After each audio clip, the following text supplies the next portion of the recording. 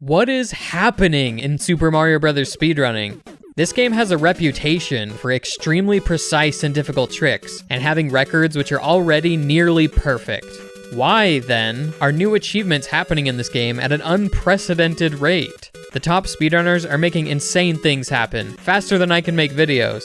And there was one day in particular this month, which was so crazy, I dropped everything to make this video and share it with you. So, today, I'll cover several of the latest and greatest achievements in Super Mario Bros. Speedrunning. I'll explain how they happened, and why right now is one of the most exciting times in the game's history. Today's video is made possible thanks to this video's sponsor, Old School RuneScape. Old School RuneScape is a classic MMORPG that is still going strong, and they're always adding new ways to play the game. The latest way they've done this is a brand new community event called Gridmaster. This event just started on October 15th and will run for 4 weeks until November 12th. For Gridmaster, everyone starts on a fresh account, and the goal is to power up using this grid. Each tile on here is a challenge or quest, and completing them will reward you with XP boosts, items, and more. And finishing a full row or column on the grid will give you a major bonus too. This event's open to everyone, so even on a free-to-play account, you'll still be able to complete some of the grid and see how you like it. And at the end of the event, based on how well you did, you can earn some exclusive cosmetic items in the post-event rewards shop. So, if all of that sounds fun, use the link in the description to try Old School RuneScape's new community event, Gridmaster. Alright, we have 4 stops on our journey today. 3 of them will be things that happened very recently, but our first stop is something that happened last year at a tournament for this game. Every year for the past few years, there's been a tournament called Warp Zone. It's a really unique speedrunning event because a man by the screen name of Flibbity-Dibbity made this super cool technology which combines all the runners' gameplay onto one screen. You'll have up to 8 players all playing at the same time, and you can easily keep track of them all and see every strategy and lead change side by side. The tournament itself usually works kind of like Mario Kart actually. There will be several rounds and you get points based on what position you finish in. Whoever has the most points after the last round wins. So, at last year's event, one of the races had something crazy happen, and the culprit was none other than Niftsky. I know I talk about him a lot because he makes a lot of the headlines for this game, but today he won't be the only hero of the story. Anyway, let's take a look at the very last race of the event. Heading into this race, Niftsky has performed so well that he has a big lead over the rest of the field. Like, he could get last in this race and still win, kind of a thing. So, I wanted to see a show. See, there are a lot of precise tricks in this game, which you could do, but they don't really make sense to go for in these races. Most of them save 1/3 of a second, and if you miss them, you could lose 20 seconds. Just not worth going for at all. But in this case, Niftsky is so far ahead, there's not really any risk in going for them. So, I put in a request. Cosmic is encouraging Niftsky to go for 455 on the last race. He wants to see a 1-2 clip on this layout, so... Right. So, I mean, you have to, right? There we are. Great start, great start. Starting off with the perfect tying the task 1-1. Yep. And will he tie the task again? Please go for this. This is like the riskiest trick to go for because it's brutal if you miss it. Almost unsavable, but come on. Yes. Oh, yes! That's it. Come on! Come on! No, he loses the frame rule. Oh my goodness. That was incredible. Oh my goodness. Oh my goodness. I cannot believe it. I cannot believe it. That's Kriller setup. Come on, please. There we yes! go.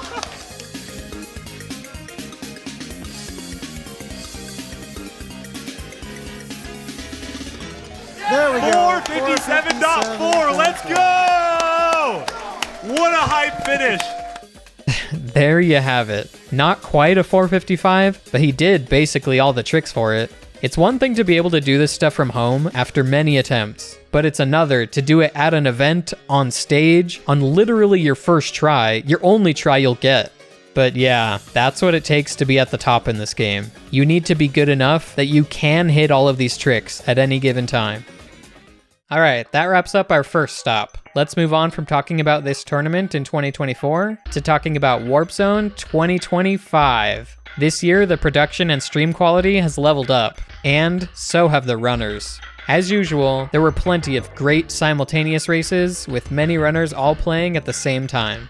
This time around, though, we'll be focusing on a slightly different form of competition. There's a separate category at the event, which is more like doing it at home with a bunch of tries. Instead of all the runners starting at the same time, they all play separately. And instead of trying to win a race, they try to set the absolute best time they can within a time limit. So for example, here are the 7 runners who qualified for the warpless version of this event. They have 2.5 hours to get the best warpless speedrun they can, while resetting as much as they want.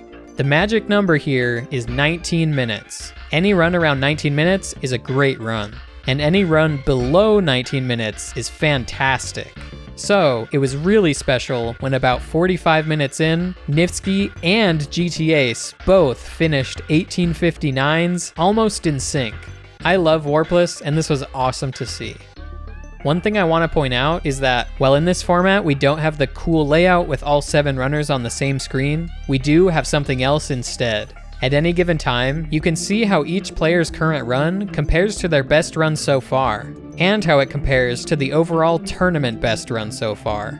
The technology here is really something unique, and Flibbity keeps adding new features every year. Be sure to check out his channel if you want to stay updated on these events. But yeah, anyway, the fun didn't stop with Warpless. After that event, they did the same format, but with warps. Another set of 7 runners had 2 hours to get the best any % speedrun they could. So, what should we expect to see during these 2 hours? Just from talking to the players, it definitely sounds like around 57 is the strat for the first run. And then once we can get that on the board, then maybe we'll start to see some crazy stuff like 56, maybe even a 55 in this 2-hour time period. Yeah, and dare we say a 454? Could we go for that? I mean, there are a couple of players who've had 454s now on the stage. Alright, so it sounds like in this event, 456 is a great time, and 455 is a fantastic time that'll probably take home the trophy.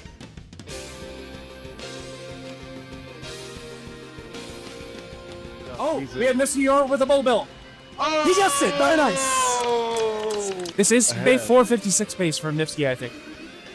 Ford Bowser. Wow! 456.5. Forward Bowser, very nice! Jeremy with a high 456, moving into second place. Bowser, please. Gets through, very nice! That was a high 456 from GTA.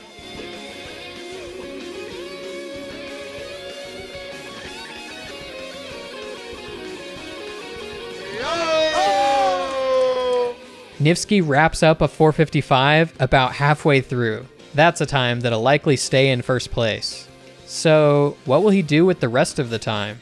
All of the remaining tricks to add in from here are a huge spike in difficulty.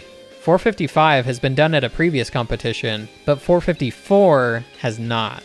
There's 1 hour left. Can he do it? He's going for it.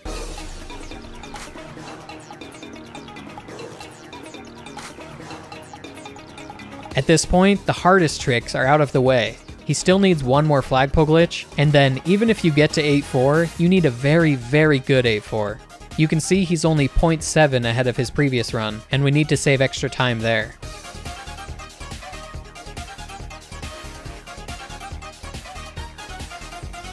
This 8-4 is good so far, but it's not clear if it's quite fast enough. Look at his face. Bowser, please.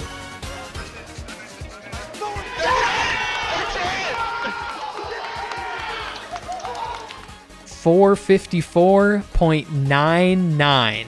As close as you can cut it. But it happened. That is really crazy. Only around 15 454s had ever been played up to this point by 7 different players. And one of them just happened on stage. This is one of the most impressive feats that's been done in this game, and I'd say even speedrunning in general. Alright, that wraps up stop number 2, which happened in July. Now, we'll shift our focus from live competition over to leaderboard competition. Stop number 3 is something that happened just a month later in August. Let's talk about Averge. Averge is a top any percent runner who's been doing world record attempts, trying to beat Nifsky's record of 454.56. Back in March, I mentioned in a video that you'll want to keep an eye on them. And the next month, Averge pulled into second place, becoming the second person to finish a run, which was perfect up to 8-4. Then, in August, they were back to doing world record attempts, and getting some good runs. Here's one in particular that has made it to 8-3.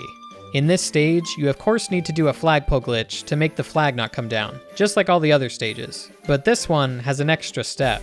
If you went straight into doing the flagpole glitch, you'd finish with 2:43 on the clock, which makes 3 fireworks go off.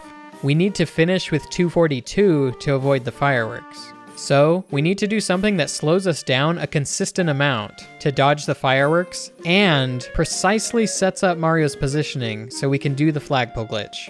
The best setup for this was found by Kriller37, and it's a frame-perfect jump here and then walking off the edge of this pipe. Alright, so back to Averge's run. We come to this spot in 8-3 to do the setup, and Averge jumped late. This is bad. We'll still dodge the fireworks, but Mario is not set up for a flagpole glitch at the end now. This mistake is really tricky to recover from. I saved it! I saved one! I've never done that save before.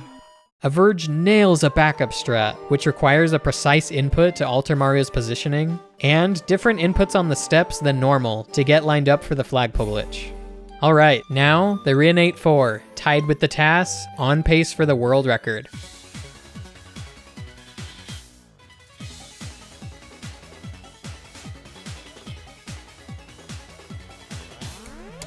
Yes! Yes! There it is, a new world record. Averge played a 454.51 and cemented their place in history for this game, the first new world record holder in nearly 4 years. So, how does this run compare to the previous record? Where does the time save come from? All improvements to the record at this point will always come from saving time in 8-4. There's no known way to go faster prior to this level. Within 8-4, new time saves mostly come in the form of fast accels and how well you execute them. Mario accelerates faster backwards. So fast accels are when you quickly turn around and do a backwards jump to save a little bit of time accelerating.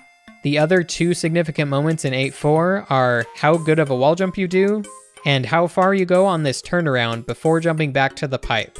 The reason you go past this pipe at all is that it normally sends you somewhere else. By scrolling the screen far enough, the destination for the next pipe loads in, and now any pipe you go in will take you to that location. Alright, let's take a look at the 8-4 in this new world record run. Averge actually falls 4 frames behind the previous record immediately, choosing to forego a fast accel at the start of the level.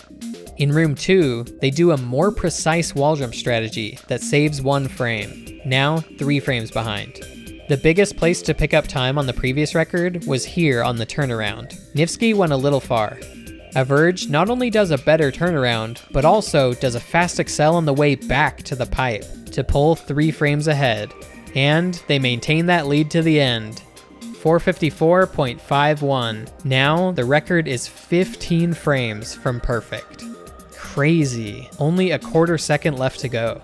This time is really close to a 0.4, which is a little unfortunate, but it's definitely understandable if they want to stop there. This is a very mentally taxing, and sometimes even physically taxing, thing to compete in. Who knows when the record will be broken next? Hello, Super Mario Bros. Speedrunning community. We're not keeping it. We are giving this desk away to the fastest plumber alive. Wormwood is officially placing a bounty on the speedrun world record of the original Super Mario Bros. Whoever holds the world record on January 1st, 2026 on speedrun.com is going to take this desk home. Oh, and did I mention that in addition to winning the desk, first place is also going to be receiving $5,000 cash? And $2,500 for second place, and $1,000 for third place. Good luck. Wow, This kind of came out of nowhere, but it's awesome. What a cool tribute to the game, and all the effort the speedrunning community has put into it over the years. This is a really neat way to reward the very people who keep the game alive and have put the most effort into it. So, naturally, the comment section hates it. There are various criticisms people have with this bounty, but perhaps the most common one is that people are saying we won't see any action before the end of the year. This game is super optimized. It takes thousands of attempts to beat the record. Who's to say we'll see any movement in the top 3, let alone a new world record, in just 3 months? Yeah, maybe they're right. Only time will tell.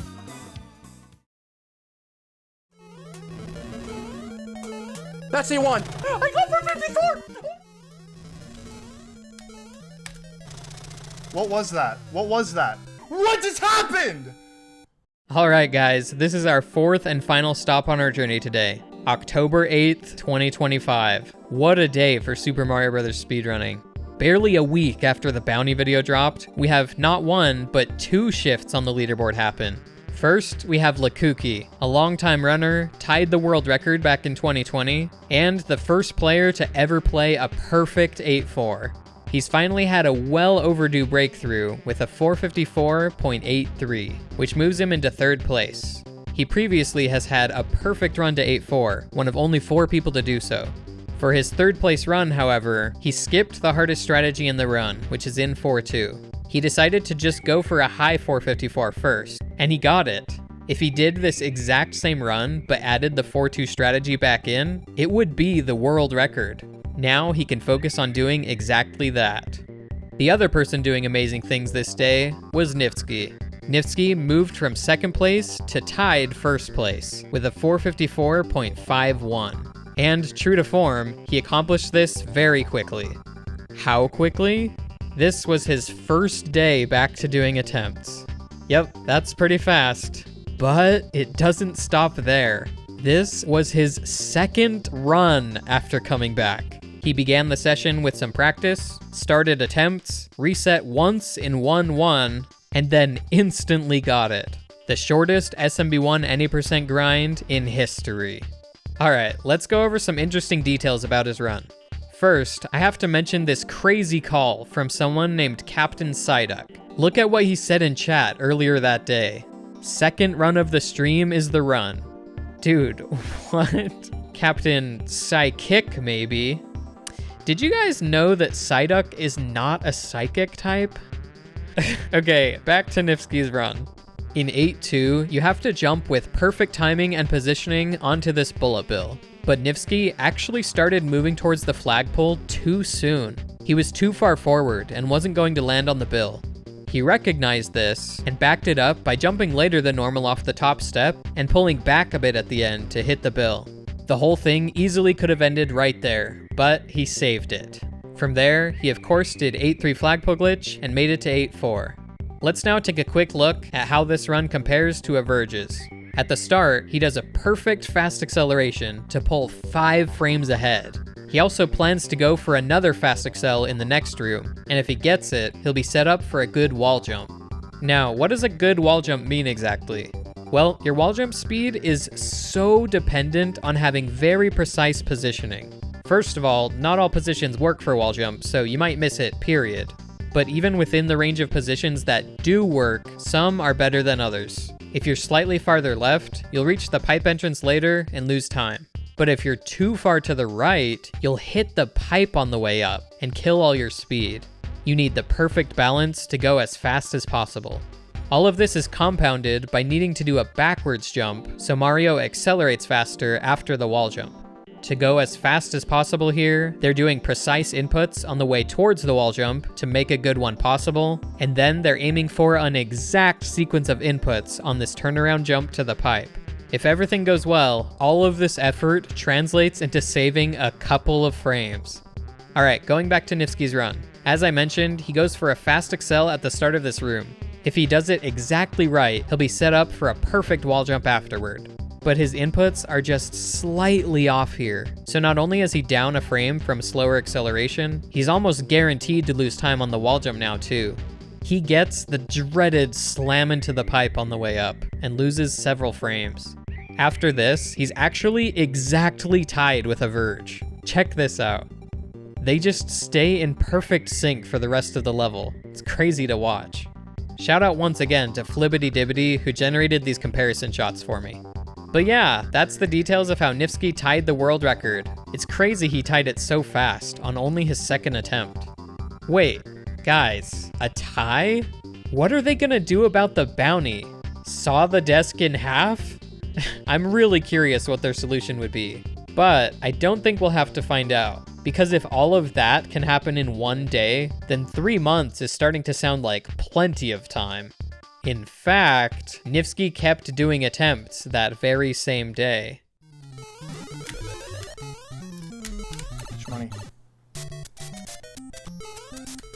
That's it. Let's go.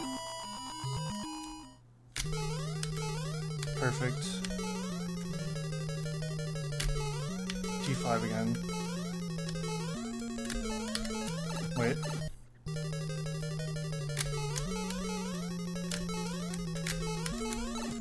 This is it.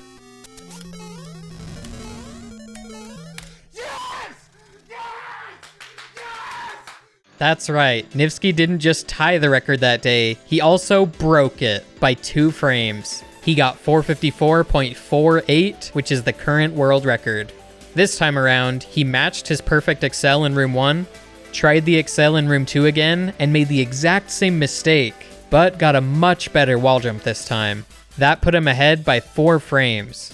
His turnaround was slightly worse, so he lost 2 frames there, but it was still enough to bring the record down into the 0.4 range. A new 1/10 of a second milestone reached, which is not something that can happen many more times. A perfect run is 454.26, just 13 frames left to go. Alright, it's time to update this graph of mine. I've used this in previous videos to show how many attempts players took to achieve various records in this game. First, we need to add a new legend to the mix, Averge. Then, Nifsky's 2 runs. His attempts just keep getting lower and lower. It's insane. It's not like no one else ever does stuff like this. Like, for example, this time from Somewes actually came just 22 attempts after he got a previous PB of 456.1. And, of course, there's the infamous 455, 9 attempts after tying the record earlier that day. So yeah, other people do pull off this sort of thing, but Nifsky sure does make it happen consistently. But yeah, wow, what a very exciting time for this game. 2, technically 3 leaderboard shifts in the top 3 in one day. I guess that bounty is working after all. And there's still 2.5 more months to go. We are not done. Well, first ever 454.4. I'm not done there, dude. I'm not done yet. All of the top 3 runners are doing attempts now to try for a 454.3. We also have Johnny Boy going for a 454.4, the other runner who has had perfect runs to 8.4. And we also have Nebula doing attempts, who got to 8.4 on pace for 3rd. I can't think of the last time, if ever, the top players were all so active and doing record attempts. This is a really special time, something that might never happen again in this category. If you're wondering how realistic a 454.3 is, check this out. One of the best ways people practice this run is by doing attempts starting from 4.2 and playing to the end. Averge and Lakuki have both played a 454.36 from 4.2, and Nifsky has played a 454.33 from 4.2. So yeah, this is gonna happen. Most of the strats people are planning to go for cap out around 454.36. But Averge has even talked about going for strats which could get a 454.29. I didn't think we'd see these numbers so soon. We really are in the end game, guys. There's only 13 frames left, and it's very likely that half of them are saved in the next couple months, or even the next couple days for all we know. So be sure to check out these runners. Any one of them could set the record next. Alright, that's about it for this video. But one last thing. As insane as all of this was, there's actually another achievement which recently happened in this game, which, if you can believe it, is arguably way crazier. That's what my next video will be about. Subscribe so you don't miss it, and thanks for watching.